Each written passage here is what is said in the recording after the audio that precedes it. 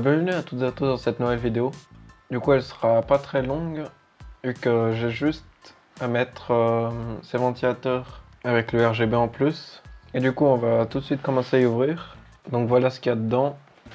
Donc, un ventilateur prisme 120 mm, un deuxième, un troisième.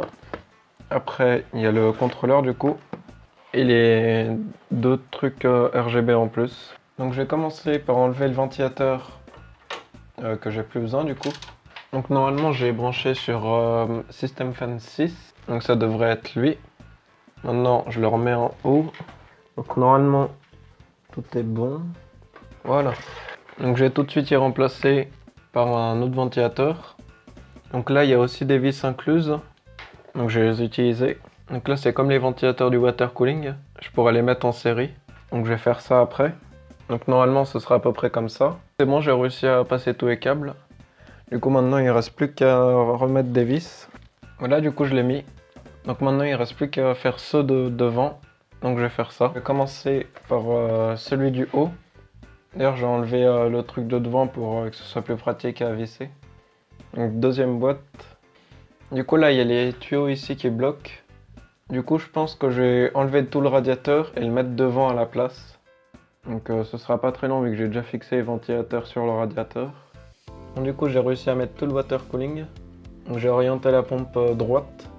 Mais le tuyau il est pas droit vu que la distance est trop longue. Mais ça va quand même. Et du coup il reste plus qu'à fixer les ventilateurs tout au-dessus. Après à brancher tous les câbles et du coup je vous montre le résultat à la toute fin. Du coup j'ai fixé les trois au-dessus. Donc ça se mettra comme ça. Donc maintenant je vais mettre les autres vis et puis serrer celle-là.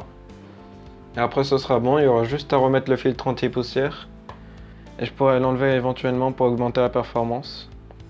Du coup c'est bon, donc j'ai tout fixé. Donc maintenant il reste ça encore. Donc c'est pas très long, mais je pense que je peux y mettre par exemple là. Et peut-être en dessous aussi. Donc en fait c'est magnétique. Mais je vais quand même enlever le truc pour y coller. Donc je pense que si j'y mets là, ouais, ça passe. Et du coup ça passera par là-bas, ok. Donc ça dépasse pas et puis là-bas j'aurais peut-être juste à me y ranger un petit peu. Du coup celui du dessus il est bon, donc ça passe nickel. Et celui-là du coup je le mettrai comme ça je pense. Donc si je mets là, il y a le ventilateur, du coup ça passe pas. Et si je mets là, c'est pas si visible que ça.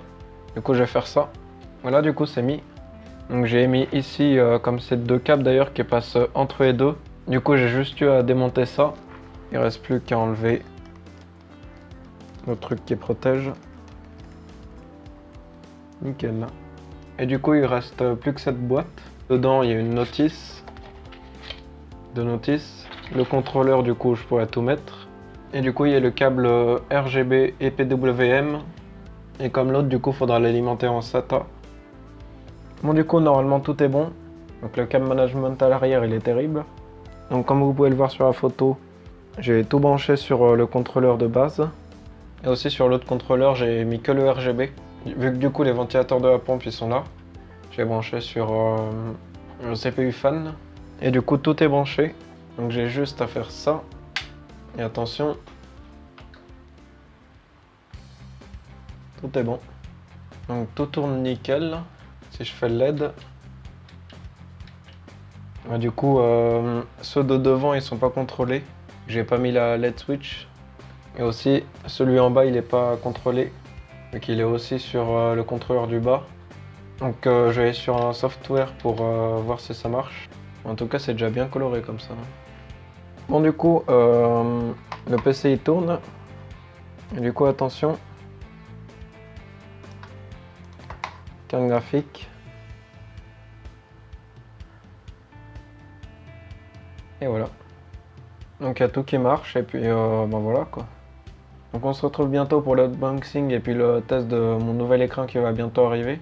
Là j'ai fait un petit peu de test sur des jeux random. Cette carte graphique, elle arrive hyper facilement à les faire tourner en HD 60 fps. Et du coup après ça, on se retrouvera pour la série sur Poppy Playtime chapitre 2. Et après ça Subnautica. Et à bientôt dans une prochaine vidéo.